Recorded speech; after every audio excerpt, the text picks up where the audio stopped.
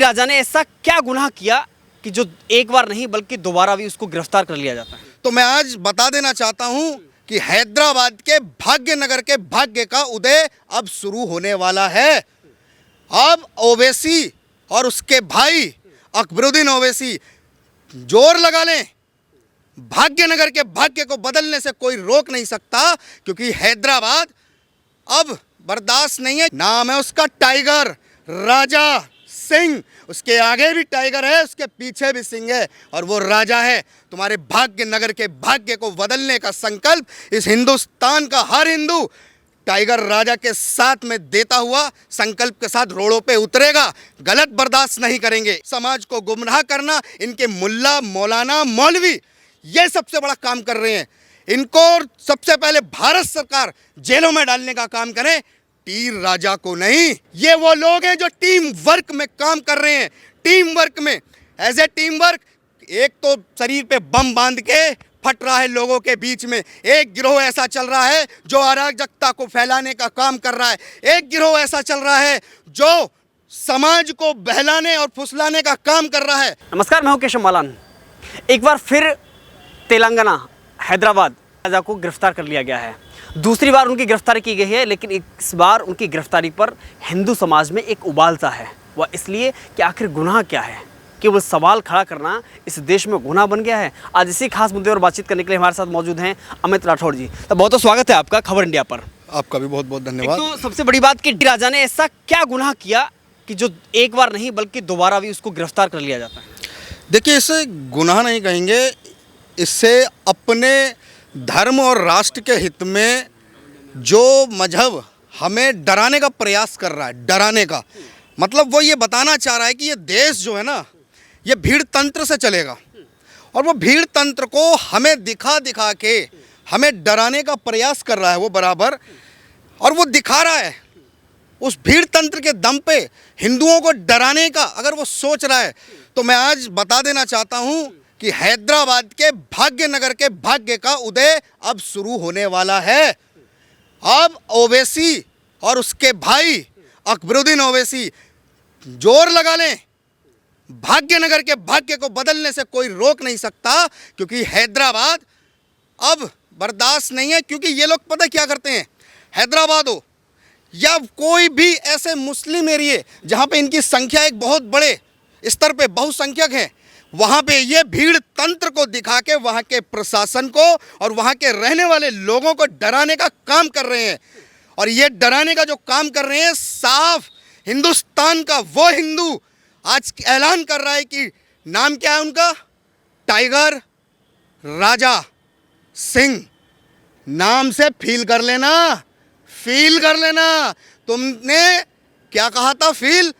नाम है उसका टाइगर राजा सिंह। उसके आगे भी टाइगर है, उसके पीछे भी सिंह है, और वो राजा है।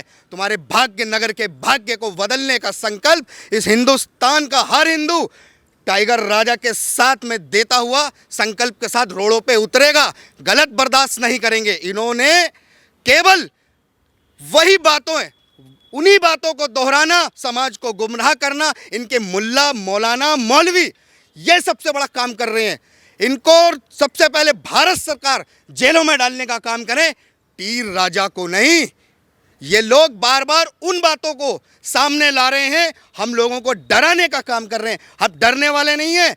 हम सीधी बात एक बोलना चाहते हैं कि अगर आप कुरान के मामले में हिंदुओं को डराने की बात कर रहे हो, तो याद रखना गीता के अंदर जब तक हमारा शास्त्र सुरक्षित है, वक्त आने पे अगर हमें दिखा कि तुम लोग हमारे शास्त्र और धर्म के ऊपर आघात कर रहे हो, ये शस्त्र उठाकर हम लोग भी नपुंसक की तरह चूड़ियां नहीं बैठेंगे पहन के, जवाब फिर शस्त्रों से देंगे। लेकिन हम भारत के संविधान का सम्मान करते हैं, भारत के संविधान को स्वीकार करते हुए देश के उज्जवल भविष्य में हम लोग योगदान देते हैं। लेकिन ये लोग, इनका एक रोल दिखाइए, इनके मदरसे से निकलने वाले एक बच्चे का आप दिखाइए, कौन सी लॉ की डिग्री प्राप्त करते हैं ये, कौन से ये मदरसे से निकल के ये डॉक्टर बन जाते हैं, कौन से मदरसे से निकल के ये वैज्ञानिक बदल जाते हैं। ये केवल और केवल शरीर पे बम बांध के फटने का काम करते हैं। ये वो लोग हैं। मैं आज विस्तार से एक बात बताना चाहता हूँ ये वो लोग हैं, हिंदुओं ध्यान से सुनो, ये वो लोग हैं जो टीम वर्क में काम कर रहे हैं। टीम वर्क में, एज ए टीम वर्क, एक तो शरीर पे बम बांध के फट रहा है लोगों के बीच में, एक गिरोह ऐसा चल रहा है जो अराजकता को फैलाने का काम कर रहा है, एक गिरोह ऐसा चल रहा है जो समाज को बहलाने और फुसलाने का काम कर रहा है फतवों के नाम पे, एक गिरोह ऐसा चल रहा है इनका जो इन सब पे पर्दा डालता है कि अच्छे मुसलमान हैं और ये बुरे मुसलमान हैं। हिंदुओं, ये समझने की ज़रूरत है तुम लोगों को, ये कोई अच्छे और कोई बुरे नहीं, ये सारे के सारे उस किताब के पढ़े अपने अपने हिसाब से अपने कर्मों को कर रहे हैं। गजवाए हिंद के लिए ये हर वो प्रयास कर रहे हैं। अकबरुद्दीन ओवैसी, उसे क्यों नहीं भेजा जेल जब उसने माँ सीता का अपमान किया? उसको क्यों नहीं भेजा जेल जब वो हमारे मंदिरों में लगी मूर्तियों को अश्लील शब्दों के साथ में बोल रहा था? क्यों नहीं आज तक जेल भेजा? अपने भाई के लिए ओबीसी क्या कहता है कि न्याय पे विश्वास रखो, हमें न्याय पे भरोसा है, और तुम लोग न्याय शुरू होने से पहले सर तन से जुदा करने के नारे लगाते हो, हिंदुओं को कत्लेआम करने के नारे। आज आपने वीडियो भी देखा होगा, हिंदुओं को कत्लेआम करने के नए नए नारे निकाल के ला रहे हैं। हिंदू डरने वाला नहीं है, ये इनको समझना होगा। अगर तुम भीड़ तंत्र दिखा रहे हो तो सुनो, 125 करोड़ की आबादी में अगर इस भीड़ तंत्र ने अगर अपनी भीड़ दिखा दी सड़कों पे उतर के, तो मैं कह रहा हूं इस धरती पे भूचाल आ जाएगा, भूचाल आ जाएगा। मत संयम को हमारे चुनौती दो, हमारे संयम को अगर चुनौती दोगे इस धरती पे भूचाल आएगा। सनातन अनादि काल से है, जिसका जन्म कहीं किसी किताब में नहीं लिखा, और तुम वो लोग हो जो हमें टारगेट कर रहे हो। हमने शुरुआत नहीं की, लेकिन दुनिया और इतिहास गवाह है, अगर तुमने शुरुआत की है तो अंत तक ले जाने का काम हर सनातनी, हर हिंदू अपने घर से निकल के करेगा। और आज हिंदुस्तान में हिंदुओं ने एक आगाज कर दिया है हिंदू राष्ट्र का। हर बच्चा, हर घर से, हर महिला, हर आदमी हिंदू राष्ट्र के आगाज के साथ अपने देश में अपनी पीढ़ी का आने वाली विरासत का अधिकार जो 1947 में छीना गया हमसे, हमको देने से वंचित किया गया, ये अधिकार अब ये पीढ़ी, युवा पीढ़ी अपने आने वाली विरासत के लिए लड़ेगी और देगी, क्योंकि ये पीढ़ी की ज़रूरत है। हमने रोटी, कपड़ा और मकान नहीं देना है। सरकारें कान खोल के सुन ले, ये 2024 का मुद्दा रोटी, कपड़ा, सड़क, मकान, रोजगार पे नहीं है। हम भूखे नहीं मर रहे हैं अनादिकाल से। हम वो हैं जो लोगों को खिलाते हैं, हमने देना सीखा है। लेकिन धर्म पे आघात होगा तो शस्त्र भी उठेगा और शास्त्र के लिए हम युद्ध भी करेंगे। ये हमारी गीता में साफ साफ लिखा है। और युद्ध का समय अगर आप ऐसे बिगुल बजा के हमें डराने का प्रयास कर रहे हो तो हिंदू अपने घरों से निकलेगा और इस युद्ध में ऐलान करेगा कि हिंदू राष्ट्र के आगाज के साथ ये जितने भी जिहादी मानसिकता के लोग हैं, जो ये टीम वर्क के अंदर काम कर रहे हैं, कश्मीर में टारगेट किलिंग कर रहे हैं, इन सब को जवाब देने का समय आ गया है। और हम लोग भारत के टी राजा जी की गिरफ्तारी का विरोध करते हैं और बहन नुपुर शर्मा को समर्थन करते हैं, टी राजा को समर्थन करते हैं, हर उस हिंदू को समर्थन करते हैं। जब जब आप लोग भीड़ तंत्र दिखा के हमें डराओगे तो ये इस भीड़ तंत्र 125 करोड़ की आबादी में तुम लोग जहाँ जहाँ रुके हुए हो ना, पूरा बॉलीवुड सनातन ने एक अंगड़ाई ली, पूरा बॉलीवुड कांप गया है, अपने अस्तित्व की लड़ाई को जूझ रहा है। तो तुम भी कान खोल के सुन लो, हम लोग अब वो नहीं है कि तुम नेताओं को भेज के हमें रोटी, कपड़े और मकान में बहला लोगे। नहीं, ये हिंदुस्तान हमारे बाप का था, है, रहेगा, और तुम लोगों की औकात बताएंगे हम। सुधर जाओ, सुधर जाओ, ये समझाने की हम प्रयास कर रहे हैं। आरोपियों को छुड़ाने का काम वही असदुद्दीन ओवैसी कर रहे हैं कि जो सबसे ज़्यादा संविधान की रक्षा की दुहाई देते हैं। ये संविधान की रक्षा की दुहाई केवल और केवल अपने समाज को बचाने के लिए देते हैं, लेकिन जब बात आती है ना तो उसी संविधान की किताब को ये ठंडे बस्ते में डाल के और अपनी वो आसमानी किताब को निकालते हैं जिसमें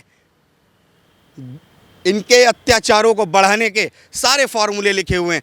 कौन कैसे काम करता है, ये सब लिखा हुआ है। और जब इस पे बात करते हैं तो ये धमकी देते हैं, गलत है, ये धमकी नहीं देनी होगी और धमकी को बर्दाश्त हिंदू नहीं करेगा और ऐसी गिरफ्तारियों से ना डरेगा। एक टाइगर राजा को गिरफ्तार कर रहे हो, हिंदुस्तान का हर हिंदू टाइगर है, हर हिंदू राजा है। हम राजाओं के वंशज हैं, हमने रियासतें दी हैं अपनी देश की अखंडता, एकता और शांति के लिए। हम सिंह भी हैं जो गरजते भी हैं, दहाड़ते भी हैं और समय आने पर शत्रु का विनाश भी करते हैं। लेकिन टी राजा ने केवल इतना सवाल खड़ा किया था वीडियो के माध्यम से कि जो सर तन से जुदा का वो नारा लगा रहे हैं और कर भी रहे हैं, अगर यही हाल हिंदू समाज करे तो इस देश के हालात क्या होंगे? देखिए, हिंदू सहिष्णु है और हिंदू को ये असहिष्णु बनाने का प्रयास कर रहे हैं और इन्होंने हर वो षड्यंत्र किया है जिसमें हिंदू को इन्होंने उग्र करने का प्रयास किया। लेकिन जब जब हिंदू अपने पे आया है ना, तो सबसे पहले ये भाग के उस संविधान के कानून की दुहाई से अपनी रक्षा मांगते हैं जिसका हम सम्मान करते हैं। लेकिन ये जब तक हमें हिलाते हैं, जब तक हम फिर खड़े नहीं हो जाए। अगर ऐसी चेष्टा इनके मन में है तो कान खोल के सुन ले। ये जितने भी हिंदुस्तान के उग्र और अपनी कट्टरता को हमारे ऊपर थोपने वाले जितने भी हैं, चाहे वो मौलाना हो, चाहे अकबरुद्दीन ओवैसी हो, चाहे कोई भी गैंग हो, इनकी कान खोल के सुन ले। हिंदुस्तान में रहना है, वंदे मातरम कहना होगा और अब आज से जय हिंदू राष्ट्र भी कहना होगा। ये हिंदू राष्ट्र के आगाज की लड़ाई आज की पीढ़ी ने शुरू कर दी है। देखिए, एक सवाल यहाँ ये भी खड़ा होता है कि एक हैदराबाद से वीडियो सोशल मीडिया में तेज़ी से वायरल हो रहा है जिसमें कहा जा रहा है मारो काटो सालों को आरएसएस वालों को। आरएसएस से क्या दुश्मनी है लोगों की? नहीं, आरएसएस से इनकी दुश्मनी क्या है ये तो अब यही बताएंगे। जिस प्रकार इनका संबंध पीएफआई से है ना, और पीएफआई एक ऐसा दल है जिसका अभी आपने बिहार में भी देखा था 2047 का पूरा इनका गजवाए हिंद का प्रोजेक्ट निकल के आया। तो जब ये प्रोजेक्ट निकल के आते हैं तो ये जितने हैं ना, ये आके सफाई नहीं देते हैं। क्यों? मैंने क्या बोला? ये लोग टीम वर्क कर रहे हैं। एक टीम काम करती है गजवाए हिंद का, एक टीम काम करती है सिर्फ सीने पे बम बांध के फट जाने का, और एक टीम काम करती है पत्थर उठा के मारने का। ये सब के सब एक ही हाथ की उंगलियां हैं और ये अपना टीम वर्क कर रही हैं। उसी में से एक निकल के आता है जो कहता है कि सारे हिंदू गलत नहीं है। अगर गलत नहीं है तो जब जब हत्याएं हुई, कन्हैया की हत्या हुई, कितने मुस्लिम सड़कों पे उतर के विरोध करके गए, एक नहीं आया। ये हम जानते हैं कि इनकी मंशा क्या है और भारत का हिंदू ये देख रहा है कि इनकी मंशा क्या है। ये सब के सब वही हैं, ये टीम वर्क कर रहे हैं। विचारों के अनुसार अलग अलग दिशाओं में जाके अलग अलग कृत्यों से ये लोगों को मारने, काटने और धर्म से अलग करने के लिए इस्लाम को गजवाए हिंद में, भारत में स्थापित करने की हर रणनीति पे काम कर रहे हैं ये लोग। इनको समझना होगा कि भारत का ये जो वर्तमान की पीढ़ी है ये जवाब देगी और प्रचंड जवाब देगी कि जब तुम 57 मुस्लिम देशों से भीख मांगोगे ना तो एक भी यहाँ आएगा नहीं। ये मैं आज बता दे रहा हूँ, क्योंकि बहुत हो गई अति, और जब अति हो जाती है ना तो इंसान फिर रुकता नहीं है। आप हमारी भावनाओं का सम्मान नहीं कर रहे, आप भाई बोल के चारा बना के काटने का काम कर रहे हो। हम सब देख रहे हैं तुम क्या कर रहे हो, कहाँ पे क्या दिखाना चाह रहे हो। ये पीढ़ी पढ़ी लिखी है और हमने तय कर लिया है कि इस युद्ध का जो तुमने गजवाए हिंद के युद्ध को 1947 से छेड़ रखा है, भारत का हिंदू अब हिंदू राष्ट्र के संकल्प से, हिंदू राष्ट्र के आगाज से भारत को हिंदू राष्ट्र बना के इनको जवाब देगा। और यही भारत के हर हिंदू का ऐलान हो चुका है कि हिंदू राष्ट्र ही अब भारत का एकमात्र लक्ष्य है और इसमें कोई बुराई नहीं है। दुनिया के अंदर ईसाइयों ने अपने राष्ट्र बनाए हैं, यहूदियों ने अपने राष्ट्र बनाए हैं, मुस्लिमों ने अपने राष्ट्र बनाए हैं। हिंदुओं को भी अब समझ में आ गया है कि ये राष्ट्र क्यों बनाए। उन्होंने अपनी पीढ़ी के लिए बनाए और हम अपनी पीढ़ी को वंचित नहीं होने देंगे अपनी संस्कृति से। ये चीज़ इनको समझना होगा, हम वंचित नहीं होने देंगे। ये अधिकारों की लड़ाई है हमारे पीढ़ी की, हमारे संविधान से, क्योंकि संविधान ने ही हमें कुछ अधिकारों से अलग कर रखा है। क्यों? हमें तो धर्मनिरपेक्ष कह के हमें हमारे अधिकारों से हटाने का बात कर दिया, हमारे अधिकारों से हमें छीन लिया, और एक समाज को अल्पसंख्यक का दर्जा देके उसे विशेष कानून से लेके सब में छूट रियायत सब दी जा रही है। अगर एक हिंदू दूसरे से शादी कर ले, अगर दूसरी शादी कर ले तो मुकदमा कायम है। हम स्वागत करते हैं, किसी बहन का घर नहीं उजड़ना चाहिए, लेकिन ये लोग वहाँ पर अल्पसंख्यक आयोग और अपने फतवों को लाके हमारी कुरान में नहीं लिखा। ये सब के सब वही काम कर रहे हैं भारत की संस्कृति को नष्ट करने का। ये एक ही है, कोई अच्छा नहीं है इनमें। हिंदुओं को समझना होगा, हिंदुओं कहना बंद करो कि सारे धर्म एक हैं। खुल के कहो, अपने बच्चों से कहो, हिंदू धर्म ही महान धर्म है, हिंदू धर्म ही सबसे बड़ा धर्म है, और इस धर्म से बड़ा कोई धर्म नहीं। इस दुनिया में एक ही धर्म है, वो है हिंदू धर्म। ये आप अपने बच्चों को बताना होगा, इनको ये बताना होगा, यही इलाज है।